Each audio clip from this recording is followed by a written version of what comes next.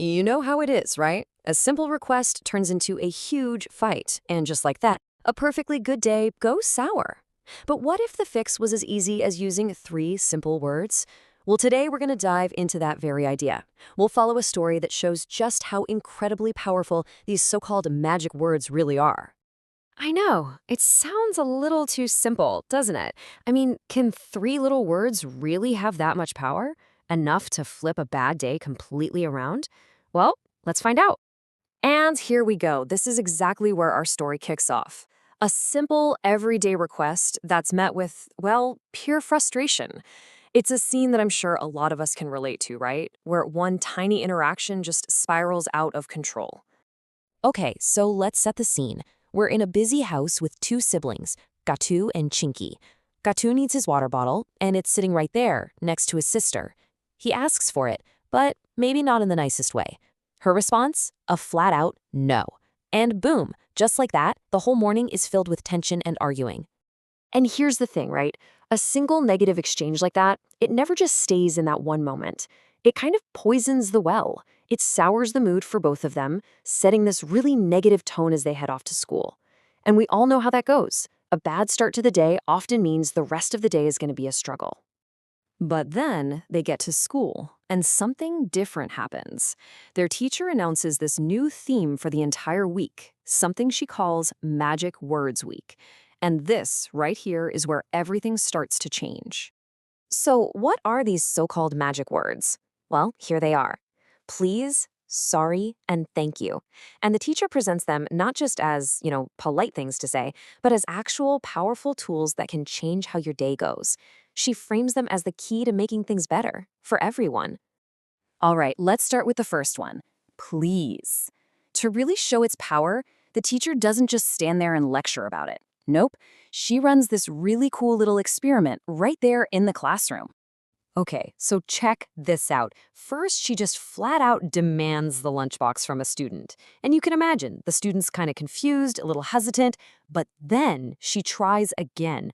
Only this time she adds that one simple word, please. And the student's whole reaction just flips. He's not just willing to share, he's actually happy to do it. And that really gets to the heart of what please does, doesn't it?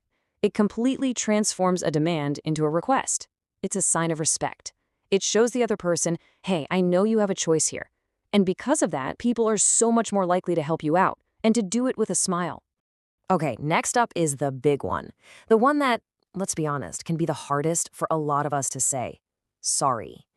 And we're about to see just how powerful it can be during a really tense moment out on the playground. So here's what happens. Gatu's running around trying to catch a ball, not really looking where he's going, and he slams right into another kid, Monty. Juice goes flying everywhere, all over Monty's shirt. And Monty, as you can see, is instantly furious. You can just feel a big fight about to erupt. But here's the twist. Instead of getting defensive and arguing back, which would have been the natural reaction, right? Gatu remembers the lesson from class. He stops, takes a breath, and just offers a real, sincere apology. He owns it completely. And just like that, poof, all the tension just disappears. Monty is so taken aback by the genuine apology that he actually says he's sorry for yelling. That one word, sorry, completely short-circuited the argument. It stopped a fight dead in its tracks. I mean, look at this comparison. It really lays it all out. Without sorry, you get an argument, you get blame, you get two egos clashing. But with sorry, the whole situation pivots to understanding, forgiveness, and even a stronger friendship. The difference is just huge. All right, let's move on to our third and final magic word. Thank you. Now, this one is all about recognizing when someone does something kind and, strengthening those positive connections. And there's actually a little bit of psychology behind this.